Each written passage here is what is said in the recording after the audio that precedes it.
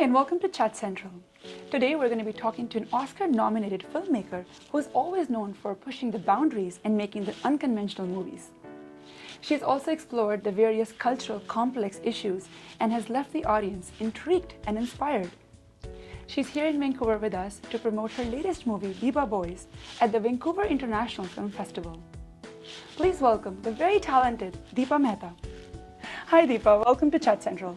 Thank you so much. That was quite an introduction. I hope I do the rest of the interview well, so we're all happy. You deserve it.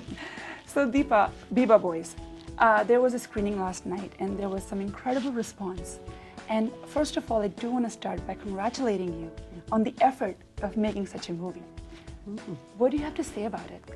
You know, I decided to make Deepa Boys about 6 years ago when I first read in the Vancouver Sun about the Punjabi gangsters of Vancouver. I mean, first of all, we all know that there are the Chinese gangsters, there's the Russian gangsters, and there's the mafia, and there's the Hells Angels. I mean, it isn't, but the reason I decided to do this is because all gangster films are the same. You know, they actually follow a bunch of young men who want easy and fast money, respect, power, and they do it for different reasons. Some to assimilate, some to be noticed by a dominant white culture.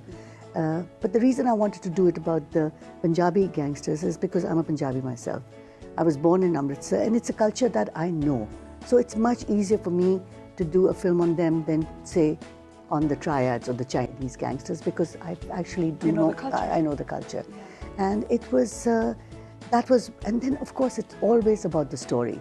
What is the story? And for me, the story of this bunch of young, really interesting men who have potential actually throw it away is so tragic. And perhaps it's a tragedy of the waste of our youth in our community, which really made me want to do the film. Absolutely. And in the movie, you do also touch base on their family life and how they're in tight with their family, and the religious aspect of it. They're religious. They follow God. They go to the temple. They do the seva. So there is a goodness in them too. But then they're also drawn towards this life where it leads to a tragic end. What do you have to say about that? You know, it's. I think that a way of life which is, one has nothing to do with the other. I know many people who actually lead the so-called good life and are really, religious, whether they belong to any religion, and also they're white-collar people, but they're the most corrupt. Yeah. You know, the good thing about these, if there is something that's good, is that it's out in the open. They do not pretend to be legal, as opposed to the Grewal character who pretends to be a big businessman. You know, so there's something that's there's nothing that I would say in the film, for me personally, that glamorizes crime. You know, there's nothing glamorous about taking somebody's life. There's nothing glamorous about doing illegal things, and you always have a price to pay. Absolutely. But all gangster films are about the ascent and brotherhood, and then the descent. And in our particular culture, and I think perhaps in the Chinese culture as well, is that it has a lot to do with ingrown sort of racism. You know, there's no, when I was doing the research, I mean, Vancouver on one level is such a beautiful city, and people think of it as lotus land. It's about yoga, and it's about granola, and it's about the Pacific Ocean and the mountains. But there's a real underlying, you can feel the darkness which is based on racism here, which we as Canadians really have to deal with. So it's not just about our community, it's about the larger community. It's everybody's problem, whether it's the triads or whether it's the Indo gangs or whether it's the mafia. We can't ignore it. We have to speak about it. We have to speak about it. So well said. Now, as a filmmaker, Deepa, when you make a movie like Deepa Boys, the underlying factor, what do you have the vision or an idea for the audience to take away from it? Well, I mean, this is, Deepa Boys is a film that for me was a dramatic film that is about gangsters, but some understanding about the complexity of our people, all our people. But I don't like message films, but if something, I'd be really happy if the film on viewing starts a dialogue. Yeah.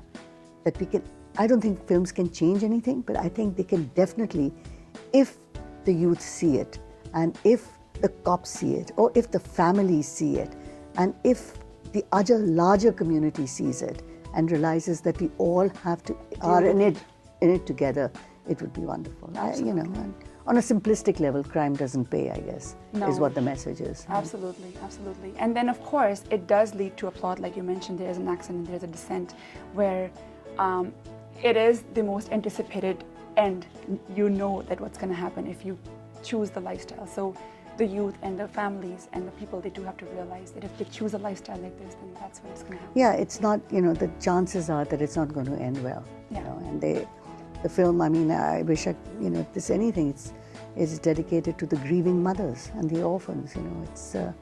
It's really a tragedy. And like I said earlier, it's potential lost. I mean, these are young men who had, it was a very interesting conversation. When I was doing research, I spent an evening with an undercover Sikh cop, and he was saying that in his class in Vancouver, he was from Burnaby, that there were few people who became gangsters and the others became cops, and they were all in the same class. And I said, what was the difference? Why do you think? And his theory is that he said it probably has a lot to do with our parents. They were all working class parents and they were all latchkey kids.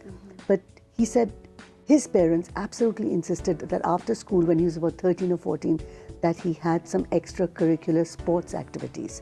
So he would not hang around the mall, and he would play hockey or do something, which is so important for children who are growing up. So that kind of nurturing versus nature, because nobody's born a criminal. And no parent wants their child. They were probably working 2 shifts a day to give the best education or whatever they could to their kids. But that thing missing was, I thought, really very interesting. No, that is true, because it is what you learn in your families, in your backgrounds, and that's where you have your roots and understanding out of it. Now, Deepa, what are some of your future projects that we should talk about, and some of the exciting future projects that you're working on? Well, we've just optioned the rights to a book called Annabelle, which is set in Newfoundland, so the other side of Canada, side of Canada, by a wonderful writer called Kathleen Winter. So that should be interesting. That's perfect. Well, on behalf of DARPAN magazine, we wish you best of luck for the actual release of the movie on October 16th. We wish that it does really well. Thank you so much. It's been delightful to talk to you. Thank you. Thank you, Deepa. Thanks for watching Chat Central.